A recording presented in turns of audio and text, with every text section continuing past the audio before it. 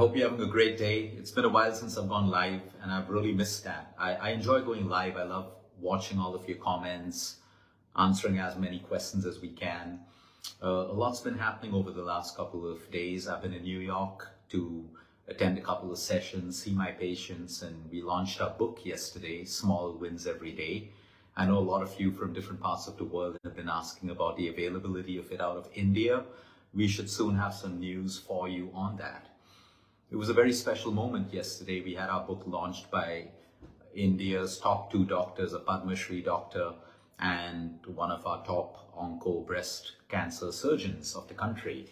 And it's amazing to see how lifestyle is now being embraced by a lot of the medical world. It should be the full medical world, but it's a great start that medicine and lifestyle are being integrated. Anyway, today I wanted to talk about sleep. I've spoken, people who have been following me for a while know we've been speaking about sleep from day one. But I wanted to talk about a couple of things that have been working for a lot of our patients to sleep deeper. You see, it's not the quantity of sleep, it is the quality of sleep that matters. It is the quality of sleep. It's the same thing with food. When you eat quality, nutrient-dense food, you need lesser food and you stay fuller for a longer period of time. With sleep, it's the same thing.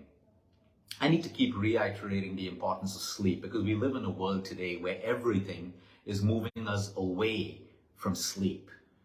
Anything that moves us away from nature becomes unnatural, and it has unnatural consequences. The more we align to nature, which means we eat according to nature, we sleep according to nature, we exercise according to circadian rhythms, we start to align with nature and things automatically work for us. There is an intelligence in the human body that is designed to work for us. While you sleep, there is intelligence happening that even scientists don't understand yet. There's detoxification happening as we reach stage 3 of our sleep.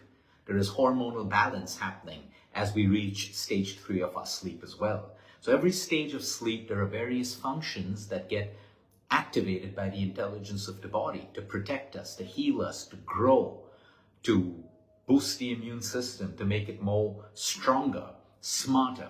All of this happens while we sleep. But as man, we think we can solve all problems with AI, with supplements, with fancy diets, and we can't.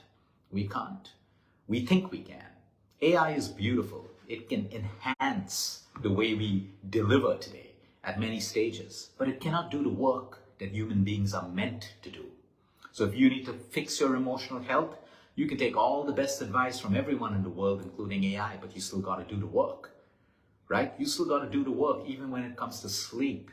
And that's the difference. That's why a lot of people say, we have a lot of people, hey, Luke, will AI replace us as doctors? Will AI replace us as nutritionists and all of that? And I only tell them that if you're not interested in keeping up with the times, it will replace you.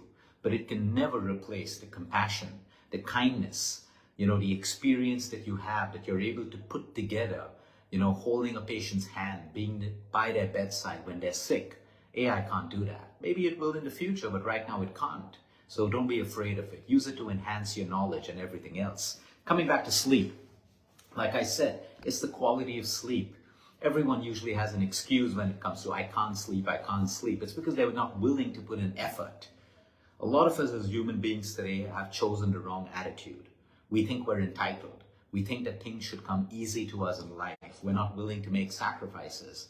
And that's okay. I always say there's no right or wrong. There are only consequences. There's no right food or wrong food. You can choose to eat what food you want, but you got to be responsible for the consequences of your choices. There's no right behavior or wrong behavior in a relationship. You choose to behave the way you want, but you are responsible for the consequences as well. So the whole point is, when it comes to sleep, it's really not a choice. It is mandatory. And I try to tell people, when people say, Luke, how do you manage your time? I say, yeah, it's a tough time managing 16 hours in a day. And they say, hey, Luke, a day has 24 hours. I say, no, it has 16 hours because I need 8 hours of sleep, and that's non-negotiable. That is mandatory for me to function as a human being. So I have to plan and be efficient around 16 hours in a day. And when you have that time, you learn to be really, really efficient by prioritizing what is important and sacrificing what is not important. But that's how you build discipline. That's how you build consistency. You're not never always going to get it right, but at least most days in a week and a month, you will get it right. Now, coming back to a simpler technique of better sleep, because I can guarantee you one thing, you all know how you feel. The days you wake up when you've slept so deeply, you feel amazing at every level. You know, that itself is the magic of the human body. And we all know how we feel when we feel sleep deprived. And then we're on coffee after coffee, tea after tea. We need all these supplements that promise to keep us awake. But you don't understand that while it's keeping you awake, it's also creating multiple problems at a cellular level in the human body. It's all stimulating cortisol and adrenaline unnaturally. Technically, we should be able to function on our own human cellular energy. And that comes from sleep, the food that we eat, exercise, and our emotional wellness. Well, I'm going to teach you a technique that's worked really, really well. Because you see, we have patients from all over the world and everyone's different. So sometimes Anulom Vilom, which is alternate nostril breathing, puts some people to sleep like a baby. And some people, it doesn't work. Sometimes meditation works fantastically for some people to sleep well. And for some people, it just doesn't work. Over the last couple of weeks, we did this experiment of combining 2 breathing techniques with a group of people. And every one of them slept deeply, including myself. I do sleep deeply most nights. But when I said I'm going to do this exercise with the group, it was a different level of sleep.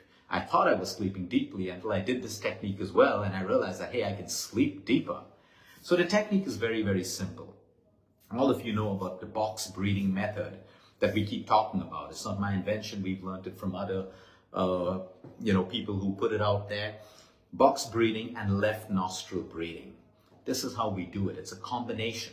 So box breathing is very simple. Let's say, for example, my inhale is 4 seconds. Then I hold for 4 seconds, then I exhale for 4 seconds, and I hold for 4 seconds again. So it's an inhale, 1, 2, 3, 4, hold, 1, 2, 3, 4, exhale, 1, 2, 3, 4, and then between the end of my exhale and the beginning of my next inhale, I hold for 4 seconds. So it's like a box. Now you can do 3 seconds, you can do 5 seconds. It's up to you. Or whether it's 3, 4, or 5 seconds, it's up to you. Go at your own pace. It's not a competition. So I want to do 6 to 8 counts of box breathing, which means I want to make 6 to 8 boxes. Right after that, I'm doing this sitting up with my back straight. In case I'm bedridden or I need to be on bed or I'm in a wheelchair, that's absolutely fine. Keep your back straight or lie down on the bed without a pillow. So finish 6 to 8 counts of box breathing, immediately followed by left nostril breathing. So I close my right nostril and I inhale and exhale from my left nostril 15 to 20 times. So I do 6 to 8 counts of box breathing, 15 to 20 inhales and exhales from my left nostril, keeping my right nostril closed. And then just lay your head down and sleep. Anything that's natural can take time to work. For some people, it worked on day 1. For some people, it worked on day 2 or day 3. The point is, do it, try it. It's natural, it's based on science, it's based on anatomy, it's based on your central nervous system and your parasympathetic nervous system. We have to start moving our mindsets away from shortcuts and quick fixes to really doing the work. And this is so powerful for you to sleep well at night. It really works, especially if you've been stressed out during the day, you have a lot of chatter going on in your mind. You need to move into the parasympathetic nervous system to sleep better.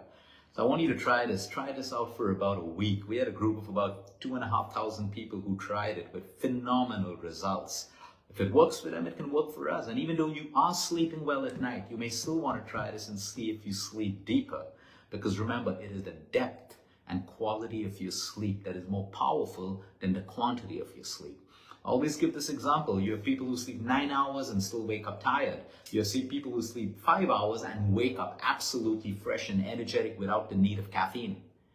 Because it is the quality that matters. So you may want to try this over the next couple of days, and of course drop your feedback. I always love to hear back from each of you all to know how these little lifestyle changes are impacting your lives or the lives of the people that you'll share it with. Have a great day, everyone. Until next time, eat smart, move more, sleep right, breathe deep, and remember, you care is all about you.